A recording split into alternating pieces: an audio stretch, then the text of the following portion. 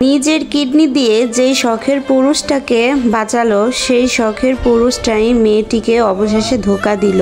হ্যাঁ ভিউয়ার্স, স্ত্রীর কিডনিতে প্রাণে বেঁচে সুস্থ হয়েই জড়িয়ে পড়ল পরক্রিয়ায় স্বামী। এবং তাই নয়, স্ত্রীকে প্রতিনিয়ত মারধর করতেন এবং অবশেষে একদিন মারধর করে স্ত্রীকে বাসা থেকে বের করে দিল। ভালোবাসলে মানুষ অন্ধ হয়, এ কথা যুগ যুগ ধরে সমাজে প্রচলিত। ভালোবাসার জন্য আত্মত্যাগের অসংখ্য গল্পও রয়েছে। ৩৫ বছর বয়সী নারী উম্মে শাহিদিনা টুনির গল্প যেন এর থেকে কোনো অংশে কম নয়। নিজের কিডনি দিয়ে তিনি বাঁচিয়েছিলেন তার শখের পুরুষ, তার স্বামীকে। সেই স্বামী সুস্থ হয়েই জড়িয়ে পড়লেন পরকীয়ায় ও অনলাইন জুয়ায়। শুধু তাই নয়, স্ত্রীকে মারধর করে বাসা থেকে বের করে দিয়ে এখন তিনি থাকছেন তার প্রেমিকার সাথেই। এমনই অমানবিক ও হৃদয় বিদারক ঘটনা ঘটেছে সাভারের কলমায় এলাকায়।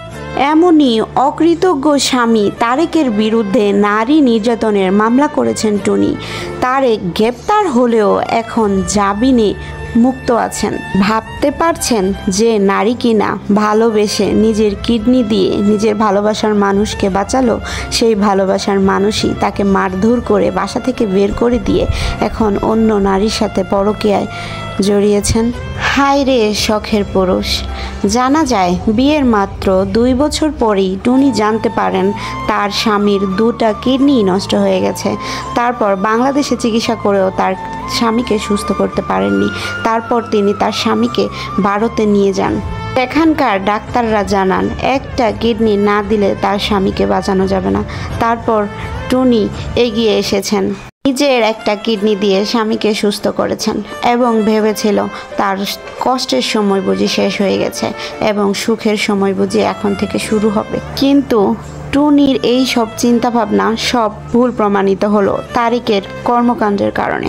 তারেক সুস্থ হয়েই জড়িয়ে পড়ল ডিভোর্সি এক নারীর সাথে পরকীয়ায় এবং পাশাপাশি সে অনলাইন জুয়ায়ও আসক্ত হয়ে পড়ে। তিনি সুস্থ হয়েই পরকীয়ায় জড়িয়ে পড়েন এবং সেই পরকীয়া প্রেমিকার সাথে এখন বসবাস করতে থাকেন এবং তার স্ত্রীকে মারধর করে সে বাসা থেকে বের করে দেন। প্রতিবেশীরা কাছ থেকে জানা যায় বিয়ের পর থেকেই টুনি তার স্বামীর জন্য শুধু আত্মত্যাগী করে যাচ্ছে। মাত্র 16 বছর বয়সে টুনি আপুর বিয়ে হয়েছে ওনার সাথে। বিয়ের মাত্র 2 বছর পরে উনি জানতে পারেন ওনার স্বামীর 2টা কিডনি নষ্ট হয়ে গেছে। তারপর তিনি বিউটি পার্লারের কাজ করেছেন, বুটিক্সের কাজ করেছেন। এইসব কাজ করে তিনি তার স্বামীর চিকিৎসা করে গেছেন। যখন তিনি এদেশে আর চিকিৎসা করাতে পারছেন না তখন তাকে নিজের কিডনি দিয়ে বাঁচিয়েছেন, ভারতে নিয়ে গেছেন। তারপর এক সময় এখন জানা যায় তার স্বামী সুস্থ হয়ে তার উপর অত্যাচার করছেন এবং তাকে মারধর করে বাসা থেকে বের করে দিয়ে এবং সেই পরকীয়া প্রেমিকার সাথে এখন তিনি বসবাস করছেন। হ্যালো ভিউয়ার্স, এই ধরনের কর্মকাণ্ড আপনারা কী চোখে দেখছেন তা অবশ্যই কমেন্টে জানাবেন।